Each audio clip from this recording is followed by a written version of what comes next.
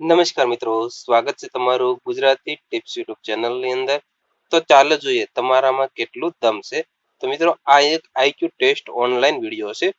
તો મિત્રો, જો તમને આ વિડીયો પસંદ આવે તો પ્લીઝ એક લાઈક જરૂરથી કરજો, અને આ વિડીયો તમને કેવો લાગ્યો તો એ પણ અમને જણાવજો, જેથી કરીને આગળનો વિડીયો બનાવો કે ન બનાવો તો પ્લીઝ જરૂરથી જણાવજો. તો ચાલો જોઈએ. ભારત રત્ન મેળવનાર પ્રથમ ગુજરાતી કોણ છે? એક કોંડો કેશવ કર્વે, સચિન તેંડુલકર, લાલ બહાદુર શાસ્ત્રી કે મોરારજી દેસાઈ? જવાબ છે મોરારજી દેસાઈ. હવે આપણે ઓપ્શન આપેલા છે તેના વિશે વાત કરીએ તો ગોંડો કેશવ કર્વે એ 100 વર્ષની ઉંમરે સન્માન મેળવનારા સૌથી વડીલ વ્યક્તિ બન્યા હતા. સચિન તેંડુલકર ફક્ત 40 વર્ષે આ સન્માન મેળવનારા સૌથી યુવા વ્યક્તિ બન્યા હતા. લાલ બહાદુર શાસ્ત્રી એ પ્રથમ મરણોપરાંત ભારત રત્ન મેળવનાર વ્યક્તિ હતા, અને મોરારજી દેસાઈ એ ભારત રત્ન મેળવનાર પ્રથમ ગુજરાતી હતા. ગુજરાતની સ્થાપના ક્યારે થઈ હતી? ઓપ્શન છે 1 નવેમ્બર 1966, 1 મે 1960, 1 એપ્રિલ 1936, 1 નવેમ્બર 1956.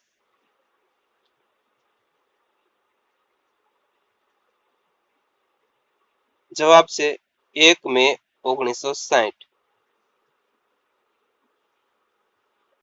ઓપ્શન વિશે વાત મેળવીએ તો 1 નવેમ્બર 1966 પંજાબ હરિયાણાની સ્થાપના થઈ હતી. 1 મે 1960 ગુજરાતની સ્થાપના થઈ હતી. 1 એપ્રિલ 1936 ની અંદર ઓડિશાની સ્થાપના થઈ હતી, તથા 1 નવેમ્બર 1956 કર્ણાટક, તમિલનાડુ, કેરળ, મધ્યપ્રદેશની સ્થાપના થઈ હતી. સૌરાષ્ટ્રના પ્રથમ મુખ્યમંત્રી કોણ બન્યા હતા? ઓપ્શન છે ઉસંગરાય ઢેબર, ડોક્ટર જીવરાજ મહેતા, આનંદીબેન પટેલ કે સુશીતા કૃપલાણી?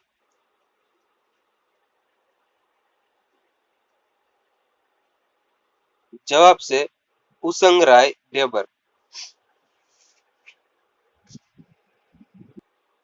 ઉસંગરાય ઢેબર ગુજરાત રાજ્યની સ્થાપના પહેલા 14 ફેબ્રુઆરી 1948 ના રોજ મુખ્યમંત્રી બન્યા હતા. ડોક્ટર જીવરાજ મહેતા ગુજરાતના પ્રથમ મુખ્યમંત્રી હતા. આનંદીબેન પટેલ ગુજરાતના પ્રથમ મહિલા મુખ્યમંત્રી હતા.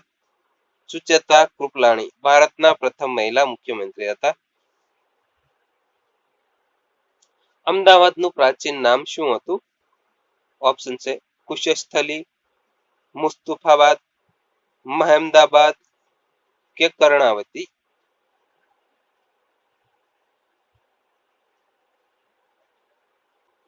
સત્ય જવાબ છે કર્ણાવતી. કુશસ્થલી દેવભૂમિ દ્વારકાનું પ્રાચીન નામ હતું. મુસ્તુફાબાદ જુનાગઢનું પ્રાચીન નામ હતું. મહેમદાબાદ ચાંપાનેરનું પ્રાચીન નામ હતું, અને કર્ણાવતી અમદાવાદનું પ્રાચીન નામ હતું.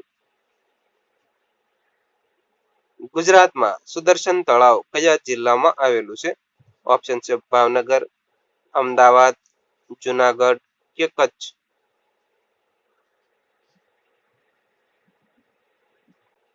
સત્ય જવાબ છે જુનાગઢ. ભાવનગર ગૌરીશંકર તળાવ આવેલું છે. અમદાવાદની અંદર કાંકરિયા તળાવ આવેલું છે. જુનાગઢની અંદર સુદર્શન તળાવ આવેલું છે. કચ્છની અંદર નારાયણ સરોવર આવેલું છે. વિસ્તારની દ્રષ્ટિએ ગુજરાતનો સૌથી મોટો જિલ્લો કયો છે? ઓપ્શન છે અમદાવાદ, કચ્છ, લેહ, ડાંગ.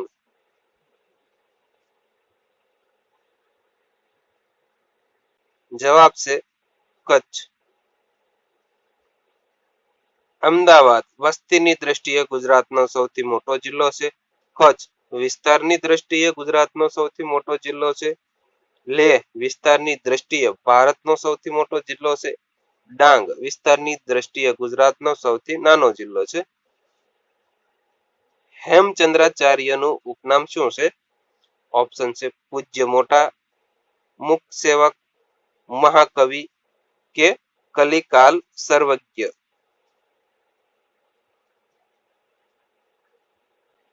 સત્ય જવાબ છે કલિકાલ સર્વજ્ઞ.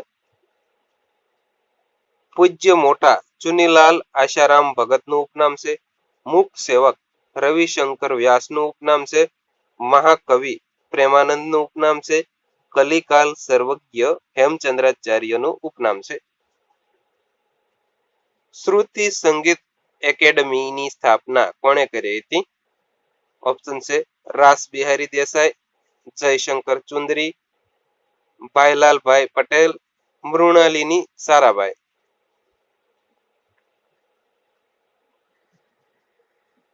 સત્ય જવાબ છે રાસ બિહારી દેસાઈ. રાસ બિહારી દેસાઈ શ્રુતિ સંગીત એકેડમીની સ્થાપના કરી હતી. જયશંકર સુંદરીએ નાટ્ય વિદ્યા મંદિરની સ્થાપના કરી હતી. ભાઈલાલભાઈ પટેલે પ્રથમ એન્જિનિયરિંગ કોલેજની સ્થાપના કરી હતી. મૃણાલિની સારાભાઈએ દર્પણ એકેડમી ફોર પરફોર્મિંગ આર્ટ્સની સ્થાપના કરી હતી. વિસ્તારની દ્રષ્ટિએ ગુજરાત ભારતમાં કેટલામું સ્થાન ધરાવે છે? ઓપ્શન છે પહેલું, ત્રીજું, ચોથું કે પાંચમું.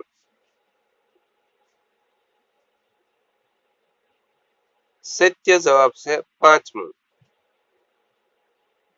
પહેલું સ્થાન રાજસ્થાન ધરાવે છે, બીજું સ્થાન મધ્યપ્રદેશ ધરાવે છે, ત્રીજું સ્થાન મહારાષ્ટ્ર ધરાવે છે, ચોથું સ્થાન ઉત્તર પ્રદેશ ધરાવે છે, પાંચમું સ્થાન ગુજરાત ધરાવે છે. ગુજરાતના પ્રથમ રાજ્યપાલ કોણ બન્યું હતું? ઓપ્શન છે મહેંદી નવાઝ જંગ, શારદાબેન મુખર્જી, આનંદીબેન પટેલ, ડોક્ટર જીવરાજ મહેતા.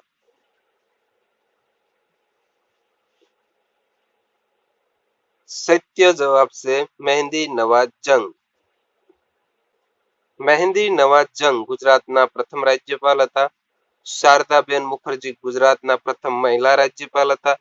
આનંદીબેન પટેલ ગુજરાતના પ્રથમ મહિલા મુખ્યમંત્રી હતા. અને ડોક્ટર જીવરાજ મહેતા ગુજરાતના પ્રથમ મુખ્યમંત્રી હતા. તો મિત્રો આ હતો આઈક્યુ ટેસ્ટ ઓનલાઈન નો ભાગ 1. તો મિત્રો ફરી વખત જણાવું કે વિડીયો પસંદ આવ્યો હોય તો પ્લીઝ વિડીયોને લાઈક અને શેર કરવાનું ભૂલતા નહીં. તથા આ વિડીયો કેવો લાગ્યો એ પણ અમને જરૂરથી જણાવજો.